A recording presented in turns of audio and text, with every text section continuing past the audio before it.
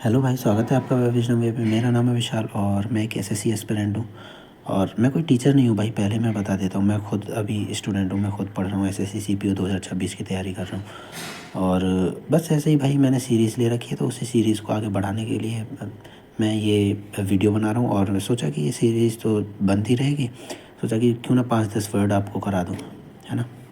तो अगर आपको वीडियो अच्छी लगती है तो भाई रिलेटिंग मेथड मेरा अच्छा लगता है तो चैनल को सब्सक्राइब कर लेना भाई, और लाइक कर देना।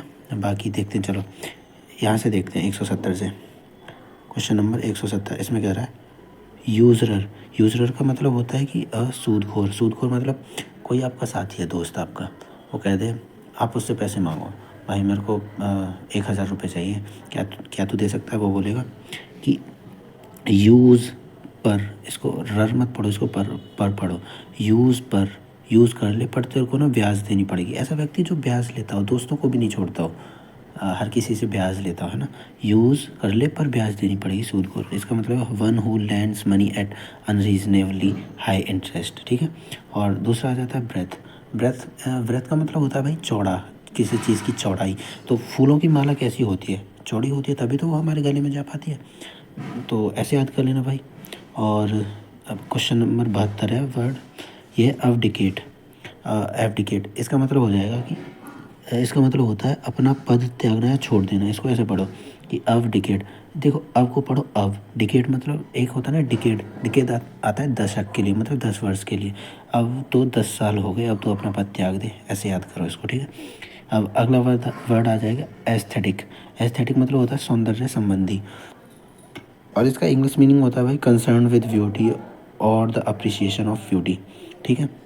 तो इसको पढ़ो ऐसे थे ठीक, मतलब ऐसे थे ठीक। अब तुमने क्या कर लिया, पहले किसी का हाल, मतलब पहले हेयर स्टाइल अपना अलग रखता था कोई लड़का, और ड्रेसिंग सेंस उसका अलग था, अभी क्या पूरा नशेड़ी हो गया है। तो अब कोई बंदा फ़ोटो दिखा के बोल रहा है ऐसे थे ठीक, अब क्या कर लिया तुमने। तो इसे ऐसे पढ़ लेना, ठीक है भाई। और एस्थेटिक, ये दोनों वर्ड सेम ही है भाई। ये एस्थेटिक नहीं, एस्थेटिक ये हो गया, ठीक है। अब आते आते हैं वर्ड नंबर 174, इस पे आ जाएंगे एजेंडा। एजेंडा मतलब होता है भाई कार्यसूची, a list of items to be discussed at a meeting. इसको ऐसे पढ़ो, एजेंडा मतलब एज अंडा। एज अंडा भाई, एक एज के बाद ना आपको काम करना पड़ता है। अगर आप उस एज के बाद काम नहीं करते हो तो आपको पढ़ते हैं अंडे। कहाँ गया, आपको पढ़ते हैं अंडे, ठीक है। तो एक एज के बाद काम करना पड़ता है, वही एज एजेंडा मतलब कार्यसूची, ठीक है। एग्रोफोबिया, इसको भाई पढ़ो। एक एग्रोफोबिया का मतलब होता है कि खुले या भीड़ भाड़ वाले सार्वजनिक स्थानों का भय, ठीक है। तो इसको पढ़ो ए गोरा फोबिया। फोबिया एक रूट वर्ड है, ये हमेशा डर के लिए आता है। और ए का मतलब होता है एक गोरा।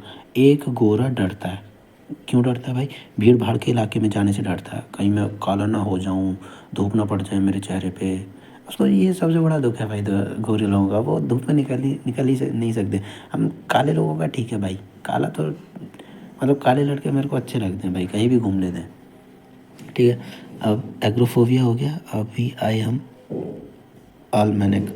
इसका मतलब होता है भाई पंचांग। पंचांग मतलब होता है जैसे कि कैलेंडर एक तरह से, है ना। पंचांग बोलते हैं कि पंचांग सूत्र, ऐसे पंडितों के मुंह से सुना होगा आप लोगों ने, वो ज़्यादा यूज़ करते हैं इस वर्ड का, पंचांग का। पंचांग का मतलब होता है कैलेंडर, ठीक है। इसको ऐसे करो, ऑल मैन एक। हमारे भारत में ना ऑल मैन एक ही कैलेंडर यूज़ करते हैं, मतलब वही कैलेंडर आपको यूपी में मिल जाएगा, वही राजस्थान में वही कैलेंडर, मुंबई में वो एक ही कैलेंडर होता है, ठीक है। तो ये हो जाएगा ऑल मैन एक जैसा ही कैलेंडर यूज़ करते हैं। पंचांग को कैलेंडर समझ लेना भाई, कैलेंडर ये इसका मतलब ही कैलेंडर है, बस एक साइन हुआ, ये हिंदी में पर्यायवाची है ये कैलेंडर का।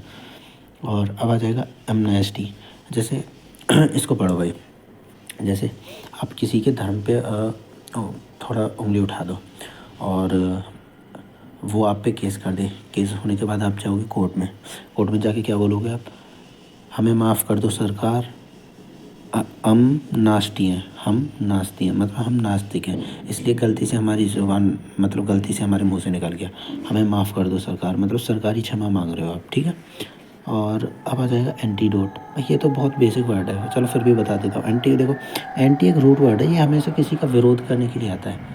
और डोट होता है जैसे डोज की तरह समझ लो, डोट विष होता है वैसे, है ना, विष की एक डोज। तो इसको ऐसे समझ लो कि एंटीडोट मतलब होता है कि विषनाशक, डोट मतलब विष, और एंटी होता है विरोध कर रहा है, इसका विष का विरोध करने वाला एंटीडोट होता है, ठीक है, ये हो जाएगा विषनाशक। और अब आ जाओ एक्वेटिक। एक्वेटिक मतलब होता है जलीय, इसको ऐसे पढ़ो, लिविंग और ग्रोइंग इन और नियर वाटर।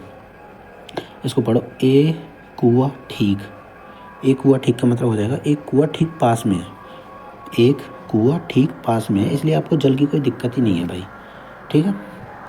आपके पास मतलब आपके पास भरपूर मात्रा में जल है, आपको जल की दिक्कत ही नहीं है, एक कुआ ठीक जल हमारे पास में है, इसलिए हमको जल की कोई दिक्कत ही नहीं है। अब आ जाओ इस पर एजलम।